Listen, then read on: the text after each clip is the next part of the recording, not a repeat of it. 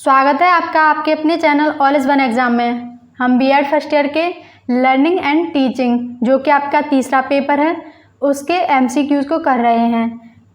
इससे पहले आपके 2 यूनिट के क्वेश्चंस को हम देख चुके हैं। अगर आपने उन क्लासेस को नहीं देखा है तो उन्हें भी आप ज़रूर से देख लीजिएगा। आइए आज की क्लास हम स्टार्ट करते हैं।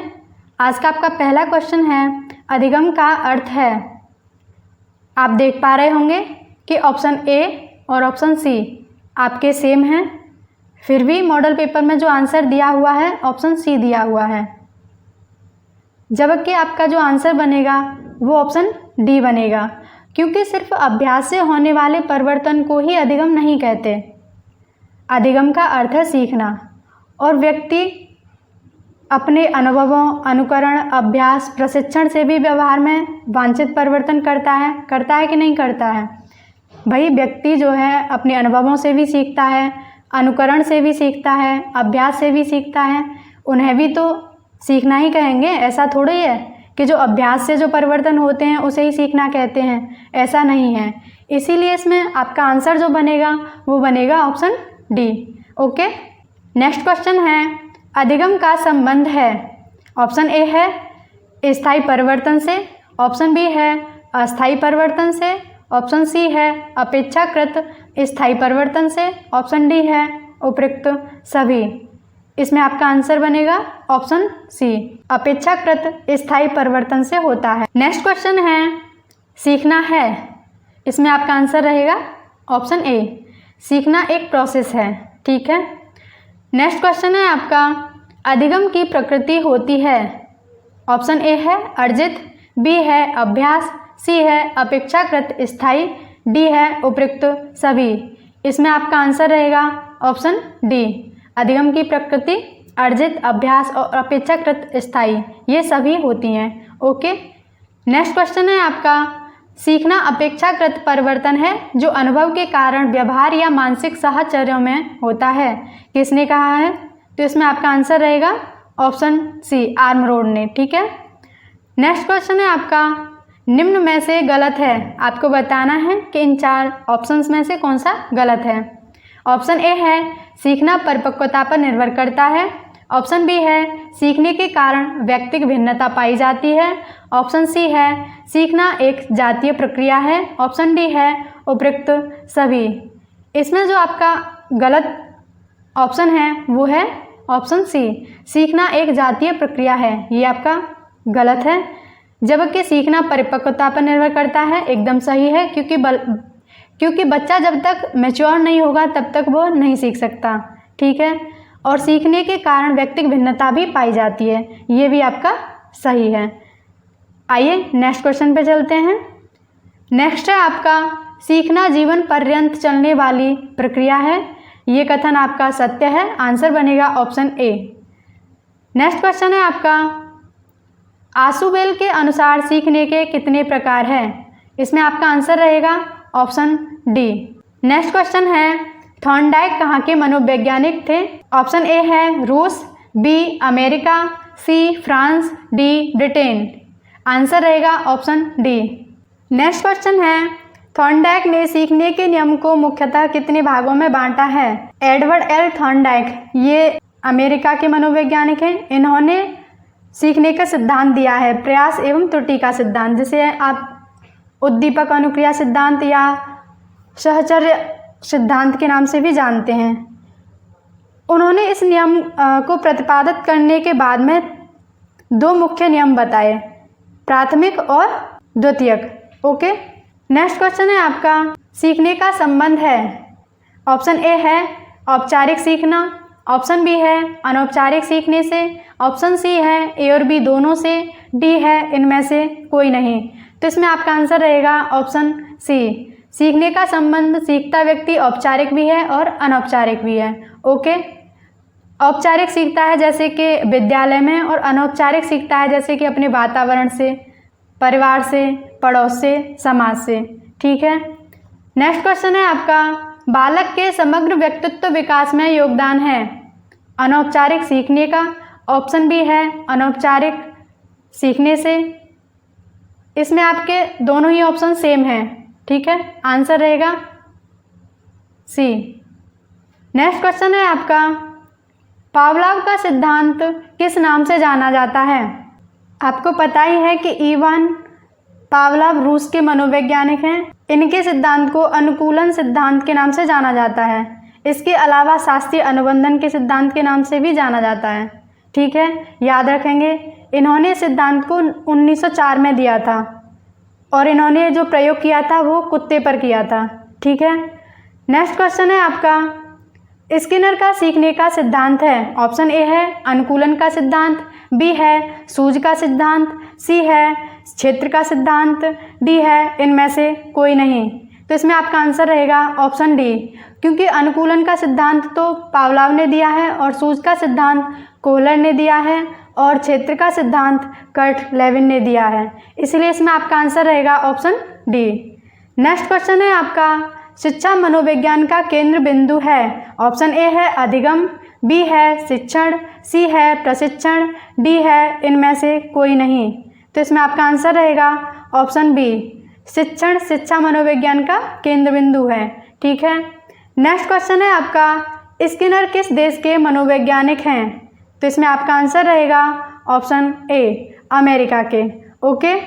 नेक्स्ट क्वेश्चन है आपका, पावलोव ने अनुकूलन सिद्धांत का प्रतिपादन कब किया? तो इन्होंने जो कुत्ते के ऊपर प्रयोग किया था, जिसे अनुकूलित अनुक्रिया या शास्त्रीय अनुबंधन सिद्धांत के नाम से जानते हैं, इन्होंने 1904 में दिया था। ठीक है। नेक्स्ट है, स्वाभाविक उद्दीपन का संबंध होता है। ऑप्शन ए है प्राकृतिक वस्तु से, बी है निर्मित वस्तु से, सी है ए और बी दोनों से, डी है इनमें से कोई नहीं। तो इसमें आपका आंसर रहेगा ऑप्शन ए, जो स्वाभाविक उद्दीपन है वो प्राकृतिक वस्तु से उसका संबंध होता है। नेक्स्ट क्वेश्चन है आपका, पावलोव का मांस देखकर लार का टपकना है। आपको पता ही है कि पावलोव ने कुत्ते के ऊपर प्रयोग किया था, भूखे कुत्ते के ऊपर, क्योंकि जो भोजन है वो एक प्राकृतिक उद्दीपक है और लार का टपकना स्वाभाविक प्रतिक्रिया है। आप सभी ये जानते ही हैं कि जब व्यक्ति भी भूखा होता है तो वो भोजन को देखकर उसके मुंह में अपने आप ही लार आ जाती है।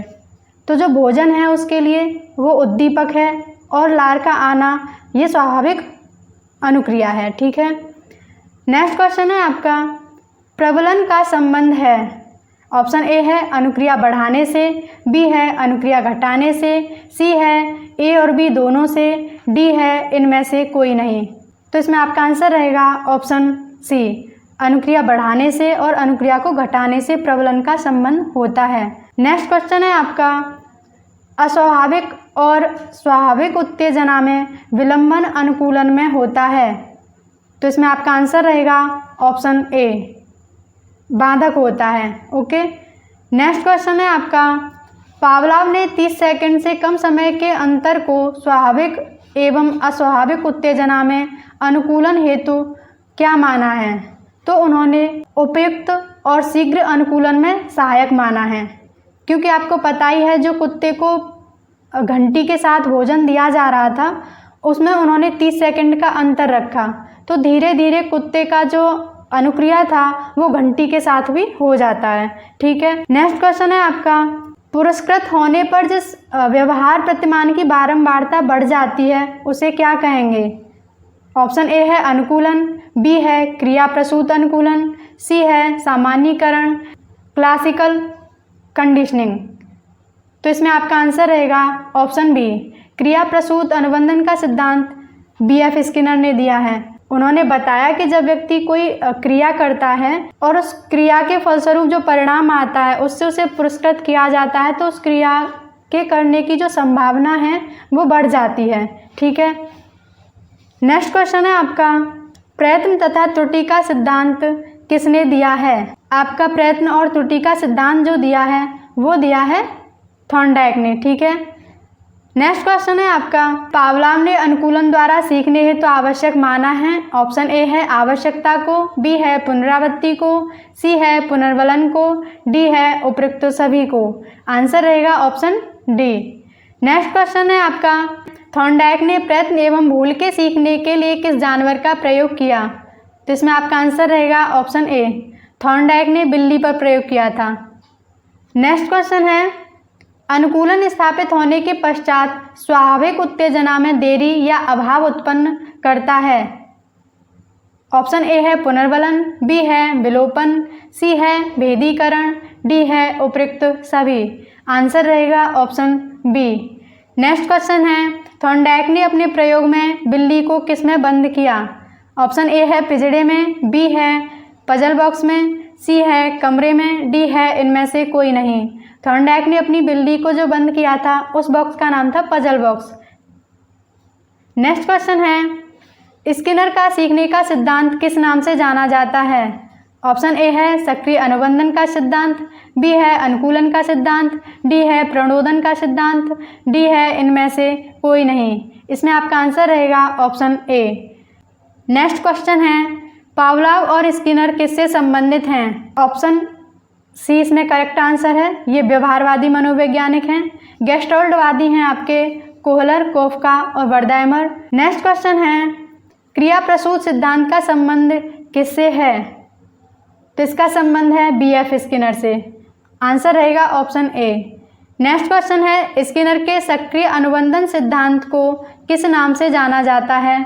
ऑप्शन ए है प्रवर्तन अनुकूलन सिद्धांत, बी है साधनात्मक अनुकूलन सिद्धांत, सी है ए और बी दोनों, डी है इनमें से कोई नहीं। इसमें आपका आंसर रहेगा ऑप्शन सी। नेक्स्ट क्वेश्चन है, स्किनर ने सक्रिय अनुबंधन का सिद्धांत कब दिया।